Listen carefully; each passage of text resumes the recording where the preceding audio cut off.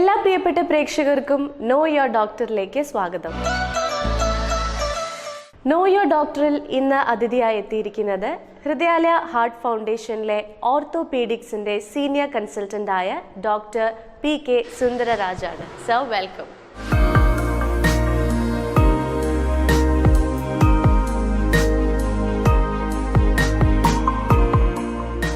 അപ്പോൾ ഇന്ന് ആദ്യമായി എനിക്ക് ചോദിക്കാനുള്ള ക്വസ്റ്റ്യൻ എന്ന് പറഞ്ഞാൽ, വളരെ ഫ്രീക്വൻ്റ് ആയി നമ്മൾ കണ്ടുവരുന്നതാണ് ഈ നമ്മുടെ അസ്ഥികൾ ഒടിഞ്ഞു പോകുന്നൊരു കാര്യം. അപ്പോൾ ചെറിയ കുട്ടികൾ തൊട്ട് മുതിർന്നവർക്കായാലും എല്ലാവരും ഫേസ് ചെയ്യുന്ന ഒരു ഇഷ്യൂ ആണിത്. അപ്പോൾ ഈ ഒരു ഒടിവുകളെ കുറിച്ച് നമ്മുടെ പ്രേക്ഷകർക്ക് പറയാമോ? ഒടിവുകൾ നമ്മൾ ജനറലി ക്ലാസിഫൈ ചെയ്യുന്നത് സിമ്പിൾ ഫ്രാക്ചർ, കോമ്പൗണ്ട് ഫ്രാക്ചർ എന്ന് പറയും. അന്നേരം ഈ സിമ്പിൾ ഫ്രാക്ചർ എന്ന് പറഞ്ഞാൽ ചിലർ ഒരു സിമ്പിൾ അല്ലേ, അതല്ല. അതുകൊണ്ട് ആ ക്ലാസിഫിക്കേഷൻ മാറ്റി ക്ലോസ് ഫ്രാക്ചറും ഓപ്പൺ ഫ്രാക്ചറും.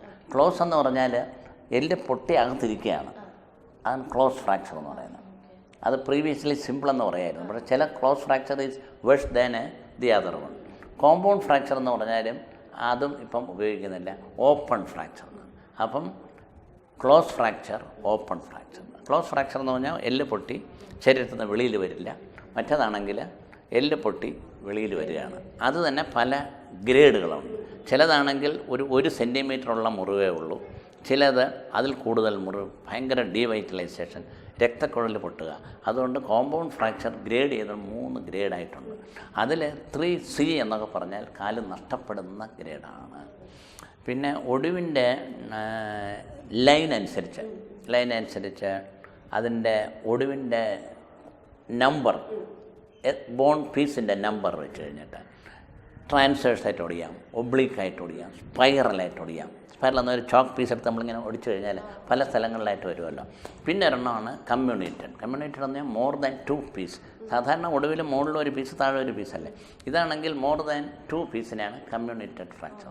പിന്നെ ഒരു കാര്യം പറയുന്നത് പത്തോളജിക്കൽ ഫ്രാക്ചർ. അപ്പോൾ പത്തോളജിക്കൽ ഫ്രാക്ചർ എന്ന് പറഞ്ഞാൽ fracture taking place through a bone which is a seat of a disease or a previous injury. മനസ്സിലായല്ലോ? പത്തോളജിക്കൽ മറ്റതെല്ലാം ഒടിവിൻ്റെ കാര്യമെല്ലാം നോർമൽ ബോണിൽ സംഭവിക്കുന്നത്. അപ്പോൾ പത്തോളജിക്കൽ ഫ്രാക്ചർ എന്ന് പറഞ്ഞാൽ fracture taking place through a bone which is the seat of a pre existing disease or injury. And ഇതിൻ്റെ ചികിത്സാ രീതികൾ എന്തൊക്കെയാണ്? ഇപ്പോൾ ഈ പറഞ്ഞ പോലെ പത്തോളജിക്കൽ അതിനൊരു ചികിത്സാ രീതി കാണുമല്ലോ തീർച്ചയായിട്ടും. അപ്പോൾ അതിനെക്കുറിച്ചൊന്ന് വിശദീകരിക്കാമോ ഡോക്ടർ? അതിനു മുമ്പ് ഞാൻ നേരത്തെ പറഞ്ഞ ഒടിവിനെക്കുറിച്ച് പറയാം. ക്ലോസ് ഫ്രാക്ചർ അതായത് ഒടിവ് വന്ന് അകത്ത് തന്നെ ഇരിക്കുകയാണ്. അത് ഡിസ്പ്ലേസ്മെൻ്റ് അനുസരിച്ച് എത്രമാത്രം ഒടിഞ്ഞു മാറിയിട്ടുണ്ട്. ഓക്കെ, അപ്പോൾ അങ്ങനെ വെച്ച് നോക്കി ഏജും വെച്ച് നമ്മൾ കൺസർവേറ്റീവ് ട്രീറ്റ്മെൻറ്റ്, ഓപ്പറേറ്റീവ് ട്രീറ്റ്മെൻറ്റ് കേട്ടോ. അത് ചില ഹോസ്പിറ്റലിലും ഡോക്ടർമാർ രോഗികളുടെ ഇതും വെച്ച് ചേഞ്ച് ചെയ്യുന്നുണ്ട്. ശരി, ഒരു ഇപ്പോൾ ഇവിടെ ഒടിവാണെന്ന് വെച്ചോളൂ, ഇത്തരം രീതിയിലുള്ള ഒരു പ്ലാസ്റ്റർ ഇട്ട് കഴിഞ്ഞാൽ അത് ചേരാം. പക്ഷേ രോഗി പറയുകയാണ്, ഡോക്ടർ എനിക്ക് ഈ പ്ലാസ്റ്റർ ഒന്നും വേണ്ട, യു ഡു സം സർജറി. അങ്ങനെ ആകുമ്പോൾ ഓപ്പറേറ്റീവ് ട്രീറ്റ്മെൻറ്റായി. കൺസർവേറ്റീവ് ട്രീറ്റ്മെൻറ്റിൽ തന്നെ ചേരാമെന്നുള്ളതാണ് പക്ഷേ ഓപ്പറേറ്റീവ്. പക്ഷേ ഈ ന്യൂ ലൈഫ് സ്റ്റൈലിൽ A patient doesn't want A plaster here. So if you put a surgery and A tight plate you can work on this thing. അപ്പം conservative ട്രീറ്റ്മെൻറ്റും operative. Doctor, ഈ 2 ട്രീറ്റ്മെൻറ്റ്സിലും കുറച്ചുകൂടെ easy ആയിട്ട് ഏതാണ് തോന്നുന്നത്, അല്ലെങ്കിൽ കുറച്ചുകൂടെ ഡോക്ടർ പ്രിഫർ ചെയ്യുന്നത് ഏതായിരിക്കും? ഞാൻ പറഞ്ഞല്ലോ, ഞാൻ വളരെ കാലമായി പ്രാക്ടീസ് ചെയ്യുന്ന ഒരാളാണ്. അപ്പോൾ അതുകൊണ്ട് കൺസർവേറ്റീവ് ട്രീറ്റ്മെൻറ്റിന് operative treatment there's an indication. ഇതിനൊക്കെ ഓപ്പറേഷൻ ചെയ്തേ ഒക്കെയുള്ളൂ. കൺസർവേറ്റീവ് 100% എന്ന് പറയുന്നു. Okay, then some you say 80% conservative ആവുള്ളൂ. അങ്ങനെ ആകുമ്പോൾ യു ഡിസൈഡ് വെദർ സർജറി. ആ സമയത്ത് പേഷ്യൻറ്റിൻ്റെയും ഇൻട്രസ്റ്റാണ്. ഈ പേഷ്യൻ്റ് പിന്നെ നമ്മൾ സർജറി ചെയ്യണമെന്ന് പറയുന്നത് ഓപ്പറേഷൻ ചെയ്യാതെ ഒടിവ് ശരിയാകില്ല. അങ്ങനെ വരുമ്പോഴത്തേക്കും നിർബന്ധമായിട്ടും പറയുള്ളൂ. ഓക്കെ, സോ ആ തരത്തിലാണ് ഇൻഡിക്കേഷൻ. ഏത് ഒടിവിനെ സംബന്ധിച്ചും നമ്മൾ സ്റ്റാൻഡേർഡ് ടെക്സ്റ്റ് ബുക്കുകൾ വായിച്ചു കഴിഞ്ഞാൽ ഇൻഡിക്കേഷൻ ഫോർ സർജറി എന്ന് എഴുതും. അപ്പോൾ ആ സർജറി ഇൻഡിക്കേഷനുള്ള ഒടിവാണെങ്കിൽ സർജറി ചെയ്ത് പിന്നെ എന്നോട് നേരത്തെ പറഞ്ഞ പത്തോളജിക്കൽ ഫ്രാക്ചർ. അപ്പോൾ പത്തോളജിക്കൽ ഫ്രാക്ചർ എന്ന് പറഞ്ഞാൽ ഒടിവ് വന്നിരിക്കുന്ന സ്ഥലത്ത് എല്ലിലൊരു സുക്കേടുണ്ട്, അന്നേരം അതിനെ സർജറി ചെയ്തേ ഒക്കുള്ളൂ. അപ്പോൾ അതിൻ്റെ സർജറി ചിലപ്പോൾ സർജറിക്ക് മുമ്പ് തന്നെ നീഡിൽ കുത്തി അതിനകത്തുനിന്ന് ഏതെങ്കിലും ഒരു ചെറിയൊരു ഭാഗം കിട്ടി അത് ബയോപ്സി പോലെ, നീഡിൽ ബയോപ്സി എന്ന് പറയും, അത് ചെയ്ത് കഴിഞ്ഞാൽ സുക്കേട് എന്താണെന്ന് അറിയാം. ചിലത് ബ്ലഡ് ടെസ്റ്റ് കൊണ്ടും ഇത് ഈ പത്തോളജി കണ്ടുപിടിക്കാൻ നോക്കും. For example hyper parathyroid, thyroid എന്ന് കേട്ടില്ലേ, പാരാതൈറോയ്ഡ്. അപ്പോൾ അത് ഹൈപ്പർ പാരാതൈറോയിഡിസം എന്ന് പറയും. അപ്പോൾ അത് വന്നിട്ട് ഒടിയാം. അതൊക്കെ ബ്ലഡ് ടെസ്റ്റിൽ തന്നെ അറിയാൻ പറ്റും. Blood test. അപ്പോൾ ഈ ഇത്തരത്തിലുള്ള കാര്യങ്ങൾ ബ്ലഡ് ടെസ്റ്റിലൂടെ നമുക്ക് കണ്ടുപിടിക്കാൻ സാധിക്കും. ചില ബ്ലഡ് ടെസ്റ്റ്, ചില കാര്യങ്ങൾ, ഫോർ എക്സാമ്പിൾ ഒരു തരം ക്യാൻസർ മൾട്ടിപ്പിൾ മൈലോമ എന്ന് പറയും, മൾട്ടിപ്പിൾ മൈലോമ. അത് ഇതുപോലെ കുത്തിയെടുത്തു കഴിഞ്ഞാൽ അത് വ്യക്തമായിട്ടും അറിയാൻ പറ്റും. പിന്നെ ചികിത്സാ രീതി പത്തോളജിക്കൽ ഫ്രാക്ചറിന് കൺസർവേറ്റീവ് ട്രീറ്റ്മെൻറ്റ് ചെയ്യാൻ ഒക്കെയില്ല. പത്തോളജിക്കൽ ഫ്രാക്ചറിൽ ചിലപ്പോൾ ആ ഭാഗം മുഴുക്കെ എടുത്ത് കളയേണ്ടി വരും. ആ ഭാഗത്ത് ആർട്ടിഫിഷ്യൽ ആയിട്ടുള്ള ബോൺ വയ്ക്കുകയോ ഇല്ലെങ്കിൽ മെറ്റൽ വയ്ക്കുകയോ ചെയ്യേണ്ടി വരും. അപ്പോൾ പത്തോളജിക്കൽ ഫ്രാക്ചർ എന്ന് നമ്മൾ സസ്പെക്റ്റ് ചെയ്ത് കഴിഞ്ഞാൽ you should be treated in a better centre by experienced people.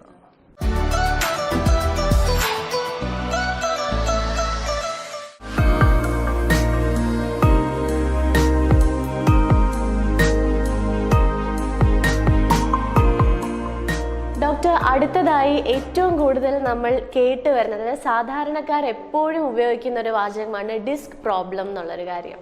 അപ്പോൾ ഈ ഡിസ്ക് പ്രോബ്ലം എന്താണ്, അതിനെക്കുറിച്ച് തീർച്ചയായിട്ടും പ്രേക്ഷകർക്ക് അറിയാൻ ആകാംക്ഷ ഉണ്ടാകും. അപ്പോൾ അതൊന്ന് വിശദീകരിക്കാമോ?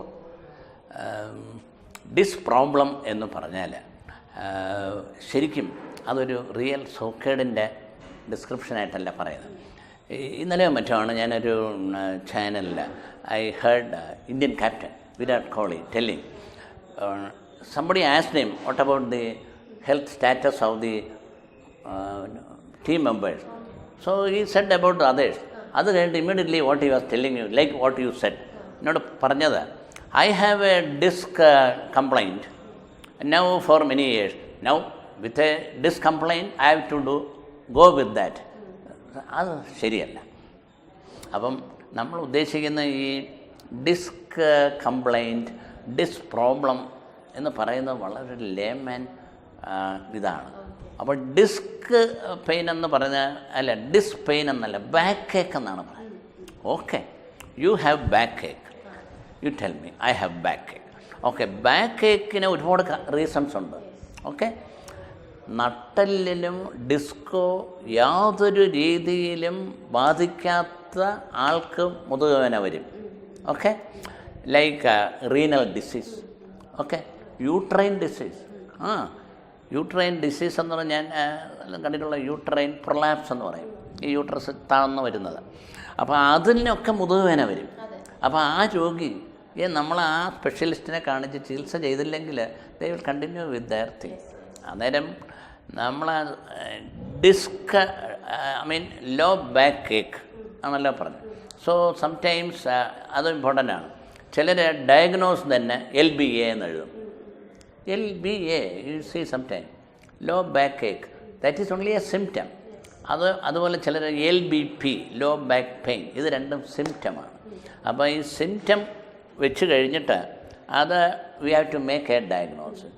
One major issue when a patient comes to you, okay, അത് സ്പൈൻ സംബന്ധിച്ചുള്ള വേദനയാണോ അതോ വേറെ തരത്തിലുള്ളതാണോ? അപ്പോൾ വേറെ തരത്തിലുണ്ടെങ്കിൽ അത് എക്സ്ക്ലൂഡ് ചെയ്യണ്ടേ, especially for a lady, or that some other somatic cause ഒന്നും ഇല്ലാത്തൊരു പെയിൻ.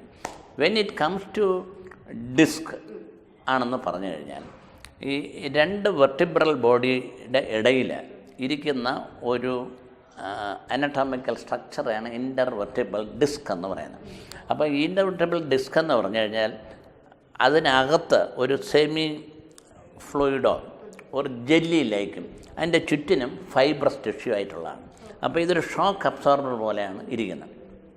ഇതിരിക്കുന്നതുകൊണ്ടാണ് വേദനയില്ലാതെ കുനിയാനും ഒക്കെ സാധിക്കുന്നത്. ഒരു 5-6 അടി പൊക്കത്തുനിന്ന് ചാടിയാലും നട്ടലിനൊന്നും വരില്ല. കാര്യം this will act like a shock.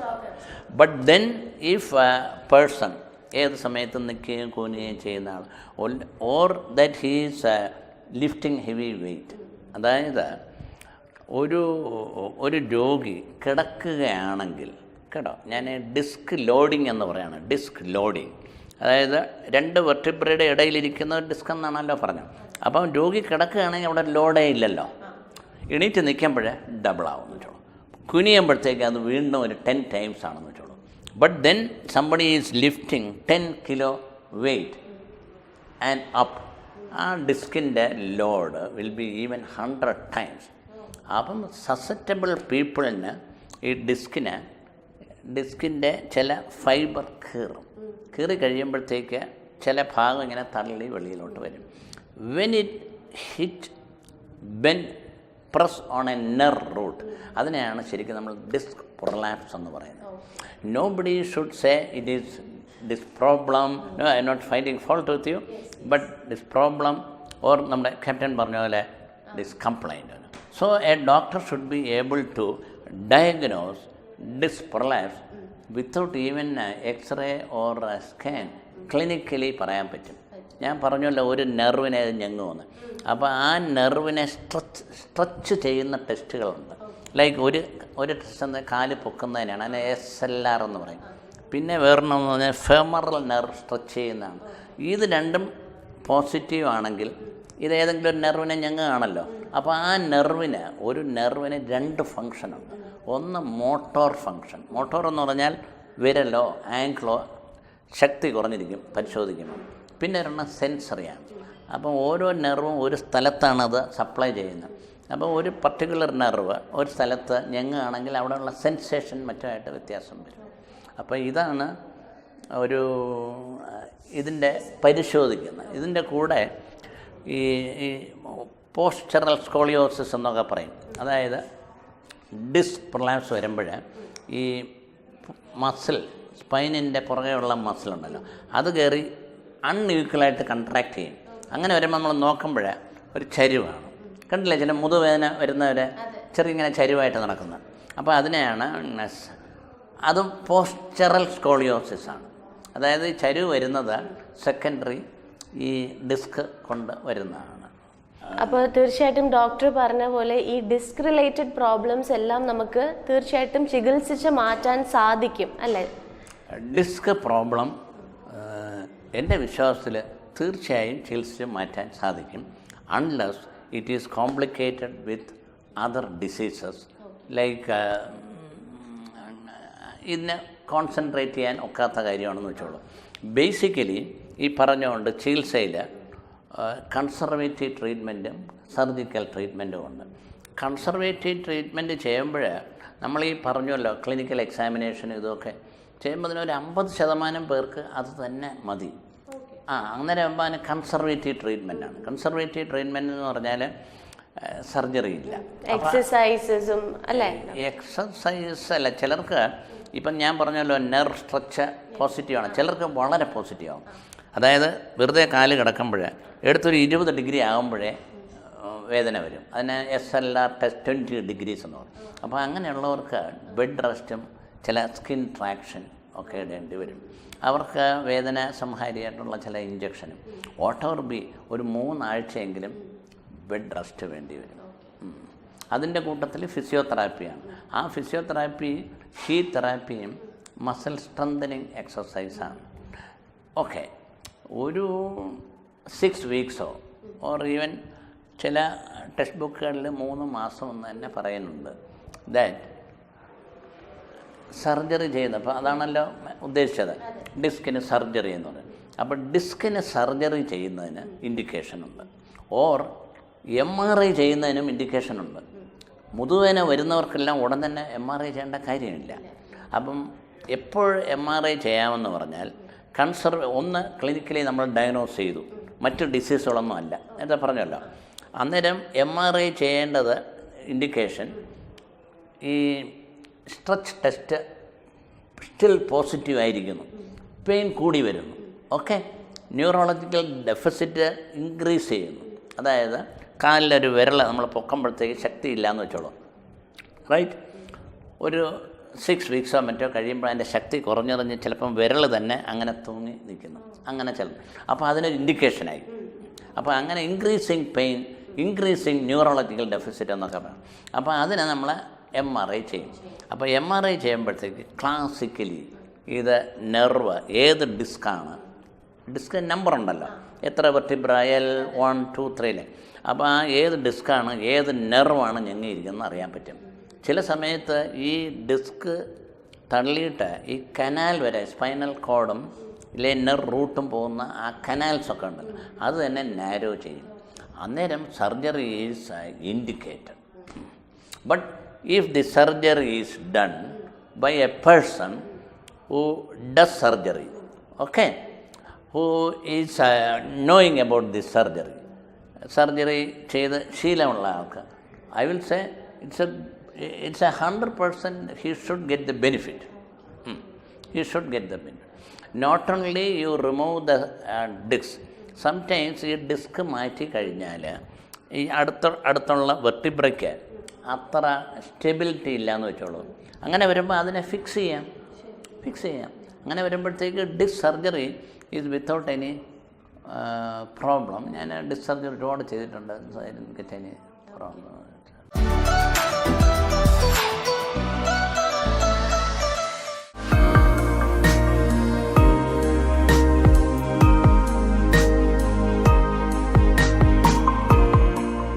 Doctor, അപ്പോൾ ഈ ഒരു ഡിസ്ക് പ്രോബ്ലം ഇത് വരാതിരിക്കാനായി എന്തൊക്കെ പ്രിവെൻഷൻസ് നമുക്ക് എടുക്കാമെന്ന് തീർച്ചയായിട്ടും എല്ലാവർക്കും അറിയാൻ ആഗ്രഹം കാണും. അപ്പോൾ അതിനെക്കുറിച്ചൊന്ന്. ഈ ബാക്ക് ഏക്കിൽ ശരിക്കും സപ്പോസ് ഒരു പേഷ്യൻ്റ് പോയി ഡിസ്ക് പ്രൊലാപ്സ് ആയിട്ട് ഡയഗ്നോസ് ചെയ്തു, അദ്ദേഹം ട്രീറ്റ് ചെയ്തു. വെരി ഇമ്പോർട്ടൻ്റ് ഞാൻ പറയുന്നത്, ട്രീറ്റ് ചെയ്തു. ഈ കൺസർവേറ്റീവ് ട്രീറ്റ്മെൻറ്റിൽ 80% നോർമലാകും. 80%, ദാറ്റ്സ് എ ബിഗ് നമ്പർ. അപ്പം 80% ഒരാൾ നോർമലായി. ഓക്കെ, അപ്പം ഈ question is relevant for him. How he should not get this thing again, not problem, the disease. അപ്പോൾ അത് പറയുമ്പോഴത്തേക്ക് ഈ ടമ്മി ഉണ്ടല്ലോ, it is bad for the spine. It bad for the spine. It is okay, may be a lady is pregnant, so this ought to be there. But then you see ആ ladies എപ്പോഴും കൈ ഇങ്ങനെ പുറകെ പിടിച്ച് നടക്കുന്ന കണ്ടിട്ടുണ്ടല്ലോ. അപ്പം അതിനകത്തുനിന്ന് മനസ്സിലാക്കേണ്ട ഈ tum is not good for them. Okay, അപ്പം reduce weight. Okay, then he has to avoid stressfully ഉള്ള എക്സസൈസസ്. ഇല്ല, അത് I should not say, but still lifestyle change. What lifestyle change is my own experience. My friends, they use two-wheeler. So two-wheeler is not good if the person, somebody have diagnosed disc prolapse. Okay. Or second one, long bus journey. You should use train. Okay. പിന്നെ ഈ occasional wait പൊക്കുമല്ലോ ചിലരിപ്പോൾ gas cylinder കൊണ്ടുവന്നു. Okay, he should take somebody else help, 2 പേർക്ക് പിടിച്ചുകൊണ്ട് പോയി. ഈ തനിച്ച് പൊക്കി എടുക്കുന്നവരുണ്ട്. So അങ്ങനെയുള്ള കാര്യങ്ങൾ അവോയ്ഡ് ചെയ്യണം. പിന്നെ ഫ്രീക്വൻ്റായിട്ട് ലിഫ്റ്റിംഗ്, ഹെവി വെയ്റ്റ്, ഇതൊന്ന്. രണ്ടാമത്, ഡിസ്കിനെ പ്രൊട്ടക്റ്റ് ചെയ്യുന്ന നാച്ചുറൽ തിങ് എന്ന് പറഞ്ഞാൽ ഈ സ്പൈനൽ മസിലാണ്. Spinal muscle you must have seen ഈ ശാലയിലൊക്കെ ഈ ഭാരം എടുക്കുന്ന ആൾക്കാരെ മുതുകത്ത് നോക്കിക്കഴിഞ്ഞാൽ ഇങ്ങനെ പലക പോലെയാണ് ഈ മസിലിരിക്കുന്നത്. Seen that is a paraspinal muscle എന്ന് പറയും. അപ്പോൾ അതുപോലെ നമുക്ക് നോർമൽ ആൾക്ക് ഡെവലപ്പ് ചെയ്തെടുക്കാൻ ഒക്കെയില്ല. പക്ഷേ സ്പൈനൽ മസിൽ സ്ട്രെങ്തനിങ് എക്സസൈസ് ഉണ്ട്. അത് നല്ലൊരു ഫിസിയോതെറാപ്പിസ്റ്റ്, ഫിസിയാട്രിസ്റ്റ് അത് ഡെവലപ്പ് ചെയ്യും. അപ്പോൾ ഈ സ്പൈനൽ മസിൽ നന്നായിട്ട് ഡെവലപ്പ് ചെയ്ത് കഴിഞ്ഞാൽ it's a protection too. Then you cannot avoid, suppose he has to travel by bus for a long time, അങ്ങനെയാണെങ്കിൽ he has to have a spine support belt എന്നൊക്കെ പറയുന്നത്, corset ഒക്കെ. It is, if at all you use, it is not, you should not be ഈ മാർക്കറ്റിൽ കിട്ടുന്ന readymade, അതുകൊണ്ട് യാതൊരു കാര്യമില്ല. So you have to take the measurement, help of a physiatrist or something. Then you use it when you ought to have strain, like sitting for long time. You have to sit ഒരു long ടൈമായിട്ട് കസേരയിലിരിക്കണം. ആ ടൈമിൽ ബെൽറ്റടാ ഇത്രയൊക്കെ ഉള്ളൂ. Thank you so much doctor, ഇത്രയും valuable ആയിട്ടുള്ള informations തന്നു. So as doctor Z, നമ്മളെല്ലാവരും ഒരു സ്പെഷ്യലിസ്റ്റിനെ കൺസൾട്ട് ചെയ്തതിന് ശേഷം മാത്രം ഇത്തരത്തിലുള്ള കാര്യങ്ങൾ ചെയ്യാനായി മുതിരുക, അല്ലേ doctor? Again, to avoid such terminology like disc complaint, disc problem, which may not be disc, you see. ചിലപ്പം ഈ മുതുവേന വരുന്ന ഈ ഞാൻ പറഞ്ഞല്ലോ പാരാസ്പൈനൽ മസിലിൻ്റെ കാര്യം, ആ മസിലിന് വീക്ക്നെസ് ഉണ്ടായാലും ഈ മുതുവേന വരാം. The poor disc have no problem, no complaint, but you blame it. Okay, അപ്പോൾ തീർച്ചയായിട്ടും doctor, thank you so much for your time.